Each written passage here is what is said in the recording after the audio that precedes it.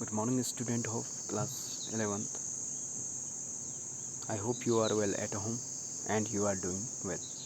Now today we will study about Newton's third law of motion. According to this law, every action there is always an equal and opposite reaction. प्रत्येक action के लिए एक equal और opposite reaction work करता है. Force in nature always occurs in pairs. Force on a body A by body B is equal and opposite to the force on the body B by A. Suppose हमारे पास दो object हैं A और B, दोनों contact में हैं. तो object A object B पर एक फोर्स अप्लाइड करेगा F V A डायरेक्शन में, और इसके opposite and equal force object B object A पर F A V डायरेक्शन में F A V डायरेक्शन में अप्लाइड करेगा. Then F A V equals minus F B A, equal and opposite. Apparent weight of a man in a lift. Suppose a person is in lift and a lift is moving in upward direction, and a weighing machine is inside the lift, and the reaction are exerted by the surface of contact on the man is the apparent weight of the man.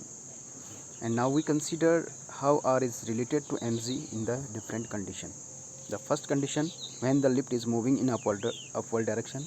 पहली condition में जब lift upward direction में move कर रही है तो जो उसके अंदर पर्सन है उसका जो वेट होगा वो वर्टिकली डाउनवर्ड्स डायरेक्शन में एक्ट करेगा mg, और जो लिफ्ट सरफेस है वो सरफेस एक रिएक्शन अपवर्ड डायरेक्शन में अप्लाइड करेगा. When the lift moves upwards with an acceleration a, then the total resultant r minus mg equals ma, where is the acceleration of the lift, then r equals me plus mg, and apparent weight of the man or person or body r equals mg plus a. यहाँ पे जो apparent weight है, जब lift upward direction में move करेगी तो apparent weight increase हो जाएगा.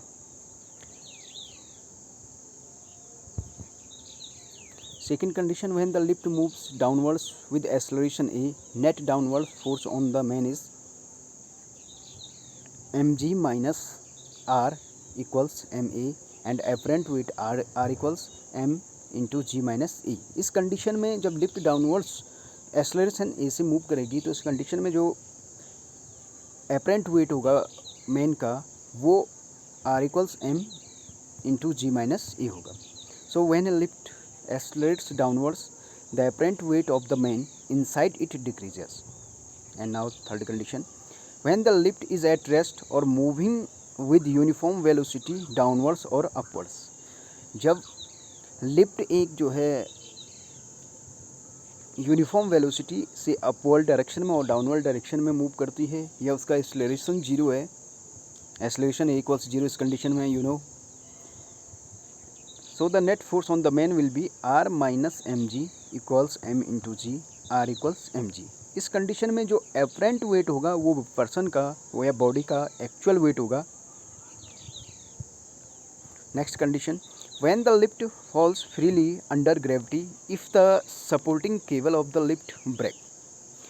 जब लिफ्ट जो है फ्री फॉल होता है लिफ्ट में, या उसकी जो सपोर्टिंग केबल है वो ब्रेक हो जाती है, तो उस कंडीशन में जो एक्सेलरेशन ऑफ द लिफ्ट होगा वो एक्सेलरेशन जो है एक्सेलरेशन ड्यू टू ग्रेविटी के इक्वल होगा.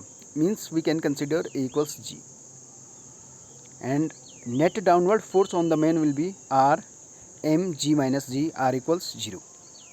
दस the apparent weight of the man becomes zero because r equals zero, and this is because both the lifts and man are moving downwards with the same acceleration and g, and so there is no force of action and reaction exists between the man and the lift, and here a person develops a freely weightlessness.